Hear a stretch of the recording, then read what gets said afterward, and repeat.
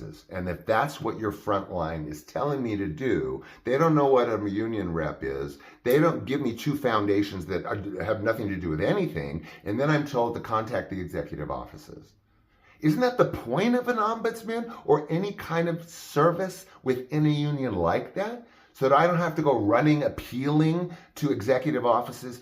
I have dealt with executive offices of practically every fucking hospital on the West Coast. I know how to get $20,000 loans removed by saying and calling the right person. I used to do it all the time for my clients when I was a social worker with 124 people to case manage every month. I would walk with them to Social Security, holding their hand literally and walking them through the process. A terrifying process for them with Social Security, rightly so, especially at the time. Section 8, oh, no problem. I can get that for you. I can get medical for you. I can get clinical for you. I can get psychosocial for you. But y'all can't do that. What is like SAG, like 50 million years old? Y'all didn't learn anything about dealing with members in crisis, about hardship cases? I don't expect anything from SAG-AFTRA anymore. I have exhausted every avenue, and I have been told there's nothing that can be done. Every conversation goes in these 17 tangents, and then clarification, and then back to the same explanation. It all sucks. I can't stay in. Every answer is a dead end. So I kind of gave up on this, I'm not like, I'm going to go public or whatever, But I'm telling him how difficult this is for me.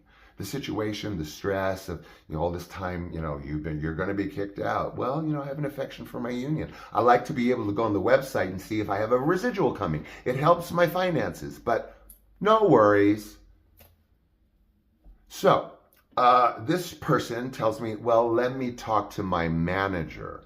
Oh, so now it's dependent upon a manager that a supervisor reports to, that a frontline person reports to in a completely different department. And I haven't heard back. So this is a cautionary tale, and I'm going to let you go soon. I'm sure it is like, thank God. He's like ranting and raving today. Well, it's very close to my heart. So members or prospective members, if you do not stay on top of your dues, they will kick you out one way or the other. If you can't keep up with them, you better go inactive right away. And you better call, make sure they got the facts. Or you better walk to the office and walk it in and walk and what? Make people open up envelopes in front of you? What are you supposed to do? Take, cell phone pictures of them opening up the facts? I don't know what on earth you are thinking, SAG-AFTRA. So, cautionary tale, prospective members, don't count on their health plan at all unless you are on a series that gets a spin-off that flies you into 6 movies. Because there's a limit, there's a cutoff, there's a ceiling, and if you don't meet it, correct me if I'm wrong, allegedly, whatever, if you don't meet that ceiling, that mark, that benchmark, they take away your health benefits. So prospective members, get your own health benefits. I am telling you, I've never used them. But what they give you is nothing, or is a little bit in pieces that there's no continuity of care. They obviously don't understand anything about what continuity of medical care is, because you can't keep that up if they keep dropping your insurance. So know this, prospective members and maybe members, don't ever be late on your dues or they could kick you out. Don't miss a cycle or two or you'll be terminated permanently. If you need to go inactive, don't send a fax because that obviously doesn't work. Okay? So I don't know what else to tell you. Inactive didn't work. Then don't try and work out a plan. I don't know. I guess this is just what to expect if you want to be a member of SAG-AFTRA and interact with them in any intelligible way. So good luck. Sorry for ranting, but I just was compelled to do this show after this phone call that went nowhere today, and I was told some manager's going to get some message and get back to me.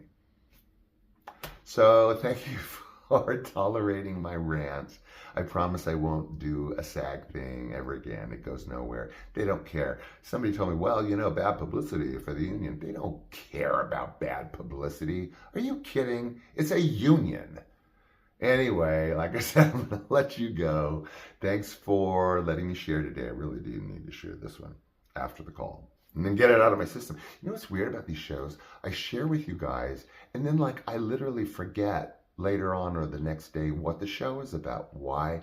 Because I have purged it out of my system and given it to you. This valuable, sometimes secret undercurrent of information, and that's why these shows are called Robin Hood Diaries. Do the math. Okay, take care of yourself. Take care of those that care about you and that you care about, because you are going to need them at one point or another, and they're worth it. They're worth keeping. My mom used to say, keep friends like jewels, like gems that you would never get rid of. So, unless you have to. I love you. Bye.